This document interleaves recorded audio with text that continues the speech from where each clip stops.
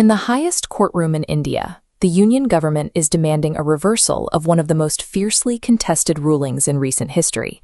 They are formally asking a 9-judge bench of the Supreme Court to overturn the 2018 judgment that permitted women of all age groups to enter the Sabarimala Temple. Solicitor General Tushar Mehta stated on record that the 2018 ruling was incorrectly decided. He argued that it deserves to be declared a wrong law.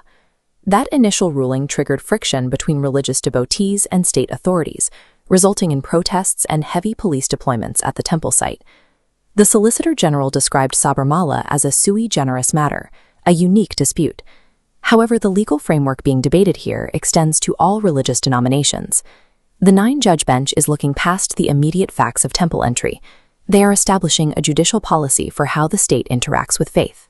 The Union is utilizing the Sabarimala review petitions to redefine the legal boundaries between state intervention and religious freedom in India. For decades, courts relied on the essential religious practices test. If deemed essential, a practice gets constitutional protection. Otherwise, the state regulates it. The Union argues this test is flawed, maintaining judges lack the theological expertise to validate religious doctrines. This critique aligns with the Supreme Court's own recognition of conflicting precedents. In 2019, a 5-judge bench noted inconsistencies between 2 historical cases, the Shiru Mutt and Dargah Committee rulings, prompting the formation of this 9-judge bench. Consequently, the court has paused its review of the specific Sabarimala petitions. They have cleared the judicial slate to build an entirely new framework. To construct this framework, the bench drafted exactly 7 constitutional questions. Before any judge can rule on the rights of women at Sabarimala, the court must answer these 7 questions to establish whether it possesses the legal authority to intervene in religious customs in the first place. The 2018 majority ruling relied heavily on Article 17 of the Constitution. The judges concluded that barring women of menstruating age from the temple amounted to a form of untouchability. During the reference hearing, the Solicitor General rejected this interpretation. He argued that the ban was strictly age-based, not a universal exclusion of women. According to the Union, the restriction is directly tied to the unique, celibate nature of the deity, Lord Ayyappa. From there, the Union's argument widened to target the philosophical lens courts use to assess gender and equality in religious contexts. The Solicitor General asserted that applying Western concepts of patriarchy and gender stereotypes ignores the specific structural reality of India's religious ecosystems. He emphasized that indigenous religious traditions operate on complex civilizational values. These ancient categorizations do not align with modern, binary Western frameworks of sociology. The Union is insisting that the Supreme Court must evaluate constitutional guarantees through an Indian cultural perspective, rather than relying on generalized academic theories. This cultural perspective directly informs how the Union interprets Article 25, the provision guaranteeing equal entitlement to the freedom of religion. The Solicitor General offered a restrictive reading of the word equal within this text. He argued Article 25 ensures parity between different religions, meaning the state treats all faiths equally. It does not dictate gender equality inside the internal practices of a specific religious denomination. If internal practices do require modernizing, the Union maintains that the courts are the wrong venue for that change. They point to Article 25, Clause 2b. This text explicitly reserves the power of social welfare and religious reform for the legislature.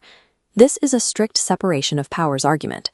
If a theological rule conflicts with modern values, elected lawmakers must pass a bill. Judges should not issue decrees that alter theology.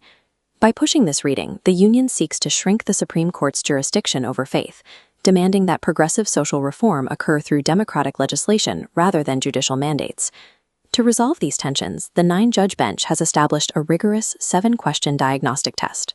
This diagram outlines the mechanical interplay the court is analyzing. These questions are structural, ignoring the Sabarimala facts directly. Question 1 seeks to define the absolute outer boundary, the scope and ambit of the right to freedom of religion under Article 25. Questions 2 and 3 address friction points. They ask what happens when an individual's right under Article 25 collides with a religious denomination's collective right under Article 26, and whether those collective rights are subordinate to other fundamental rights. Question 4 tackles definitions.